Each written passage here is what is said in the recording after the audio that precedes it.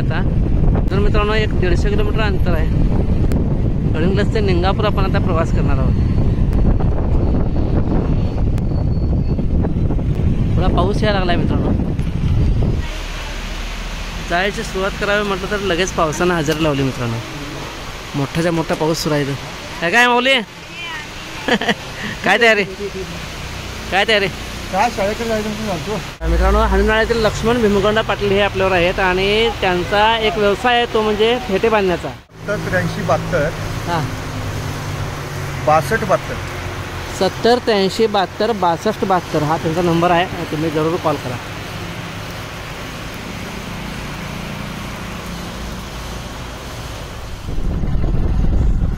हा मित्रांनो आवरणाळा फाटा आहे. गडिंग्लज संकेश्वर रोडवर आवरणाला जाणारा हा फाटा आहे आणि इकडं पुढं 1 किलोमीटर अंतरावरच दुंडगे हे गाव लागतं आहे. आणि दुंडग्याच्या पुढं कमतनूर जिथं मामांचा पहिला तळ असायचा. मामांची बकरी पहिल्या दिवशी मुक्कामला थांबायची. ते गाव इथं पुढं आहे शंकर पाटलांच्या शेतात. कमतनूरच्या शंकर पाटलांच्या शेतात म्हणजे बरोबर ह्या रस्त्यावरच आहे. आधी रस्ता असा नव्हता. आता रस्ता हायवे झालेला आहे मित्रांनो. संकेश्वर बांधा हायवे आता नुकताच झालेला आहे. त्यामुळे रस्ता इतका क्लीन आणि इतका हायवे वाटतोय. पण आधी रस्ता असा एवढा हे नव्हता. तर त्या दरम्यान मामांची बकरी इथून कित्येक वेळा मामांची बकरी येते दरवर्षी. पावसाळा सुरू झाला म्हटलं की मामांची बकरी ह्या मार्गावरूनच पुढे जाते. मामांची बकरी ज्या वाटेवरून जात होते त्या वाटेवरून जायचं आहे आपल्याला थेट निंगापूरला.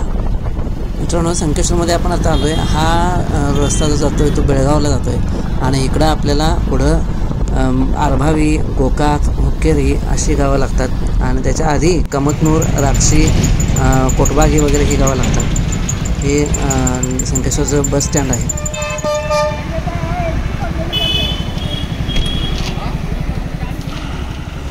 तुम्ही कधी या मार्गे आलात तर मित्रांनो संकेश्वरच्या पुढे येऊन कमतनूर अगदी जवळच आहे.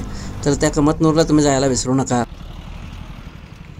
हे बघा इथून इकडं बेळगाव रोड गेलेला आहे. हा चौक आहे कमतनूरचा. इकडं पुढं आहे ते निंगापूर लागतं आहे पुढं ह्या बाजूला. इकडं कमतनूर गावात आपण आज जातो आहे. कमतनूर गावामध्ये जर जायचं असेल तर इकडं जावं लागतं आहे. आणि मित्रांनो पुढं जे मामा जे थांबत होते ज्या शेतामध्ये थांबत होतं ते शेत इकडं पुढंच ह्या निंगापूर रोडवर पुढं आहे.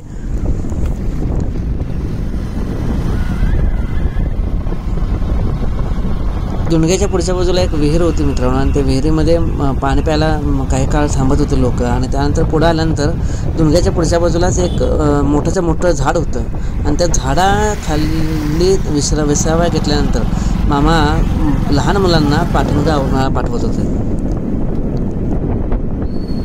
कर्नाटकात ठिकठिकाणी असे महान योद्धा संगोळी रायण्णाचे पुतळे बघायला मिळतात.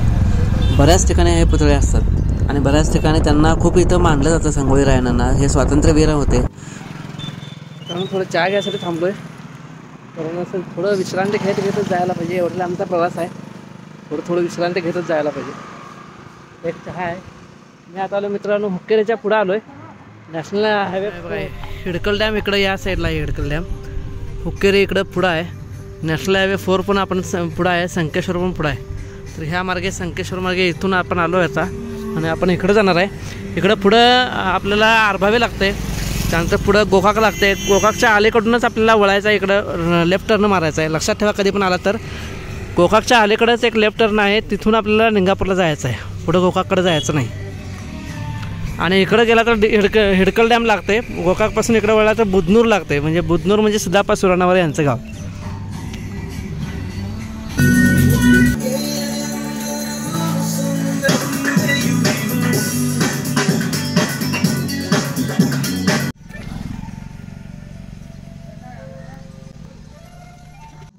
चहा एकदम गोड होता. काय खरं लई गोड चहा.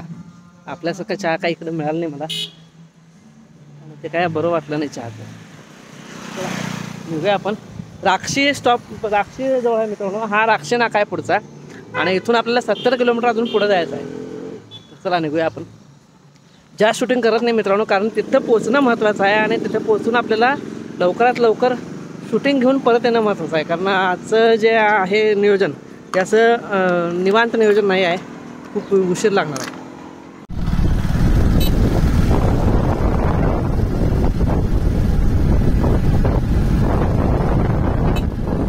मित्रांनो इथं राक्षीच्या पुढं आलो आहे आणि नेमकं काय झालं, टायर पंक्चर झालं आहे बघा. गाडीचे टायर पंक्चर झाले.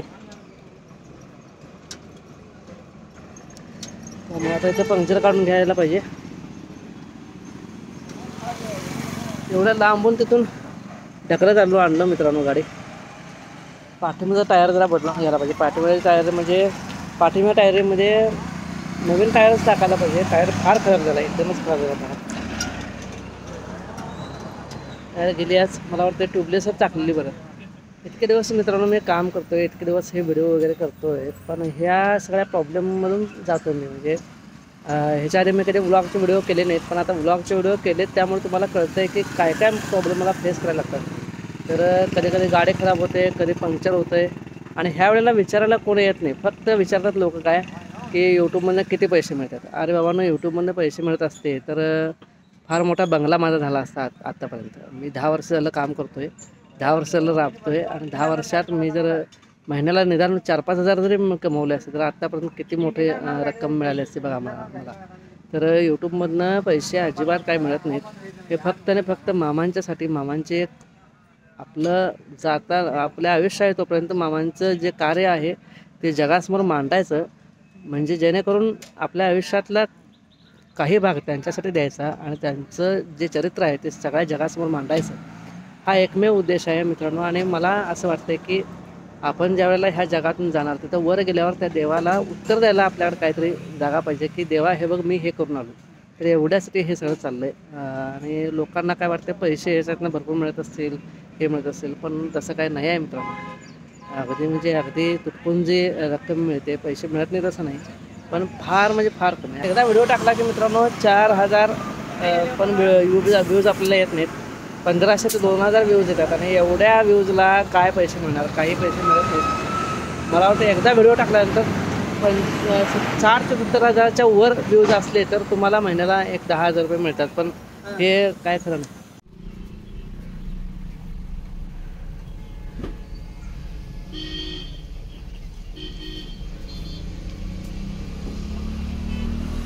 टायर पूर्ण गेली आहे मित्रांनो. हे बघा, टायर पूर्ण इथं खराब झालं आहे. त्यामुळे टायर आता चेंज करण्याशिवाय पर्याय नाही. टायर चेंज करून जायला पाहिजे, नाही तर मग सारखं पंक्चर होत राहणार. या आतनं गेटर टाकले, इनर टाकले आतनं, पूर्ण गेले. त्यामुळं पंक्चर सारखं होत राहणार. त्यापेक्षा नवीन टायर घालून गेलेलंच बरं. मित्रांनो मी आता आलो आहे घटप्रभेमध्ये. इथं आता टायरचं दुकान मला शोधायला लागणार. इथं माझ्यासमोर मित्रांनो घटप्रभेतला एक मोठा चांगला दवाखाना इथं आहे, KHI कर्नाटक हेल्थ इन्स्टिट्यूट. हे घटप्रभेतलं फार मोठा असं दवाखाना आहे, वैद्यकीय उपचार केंद्र आहे. तर इथं बऱ्याच लांबून वैद्यकीय उपचारासाठी लोक येतात. तर आपण विचारूया इथं कुठंतरी की टायरचं दुकान सध्या कुठं आहे बघूया.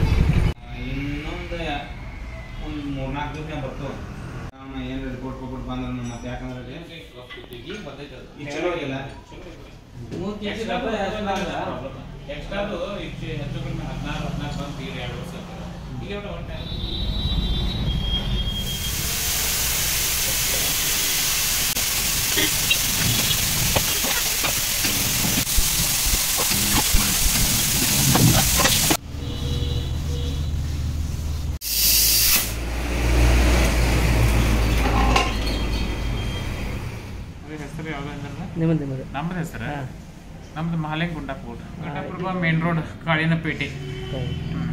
Thank you sir.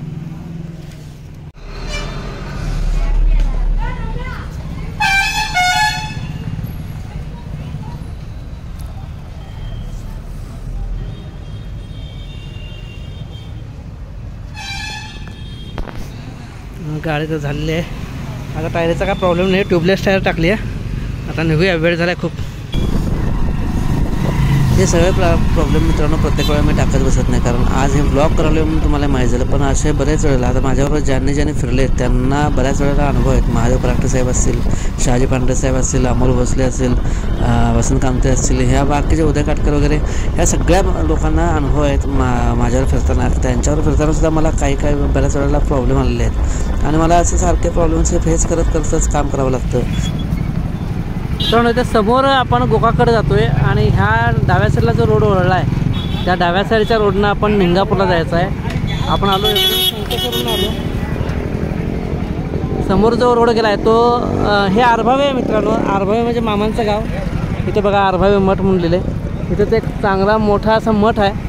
आरभावे मठ इथं आहे, फार फेमस आहे. तुम्हाला गेल्या व्हिडिओमध्ये माझ्या निंगापूरच्या व्हिडिओमध्ये तो मठ बघायला मिळेल. आणि इकडे समोर जर गेला तर इथून थोड्याच अंतरावर मठ आहे आणि समोर गेला गोकाक येत आहे. गोकाकवरून आपण बुधनूरला जाऊ शकतो आहे. आणि निंगापूरला जर जायचं असेल तर इकडं ह्या डाव्या हाताला जायला पाहिजे. इथून पुढं निंगापूर, संगणकेरी, निंगापूर, संगणकेरी, यादवाड इकडंच पुढं ती नदी लागते जी मामांनी नदीचं पाणी बाजूला केलं होतं नदीचं. तर ती नदीसुद्धा लागते. तर तिकडंसुद्धा आपण तिकडे नदी म्हणतात त्या नदीला. तिथूनच आपण जाणार आहोत. तुम्ही कधी इथं आरभावीला आला तर इथल्या मठात यायला विसरू नका. आरभावी मठ फार मोठा आहे, फार प्राचीन असा मठ आहे. तिथं यायला विसरू नका. इकडे पुढे मित्रांनो संगणकेरी आहे. संगणकेरीनंतर तिगडी नदी आणि तिगडीनंतर यादवाडवरून निंगापूरवरून मेतकूट.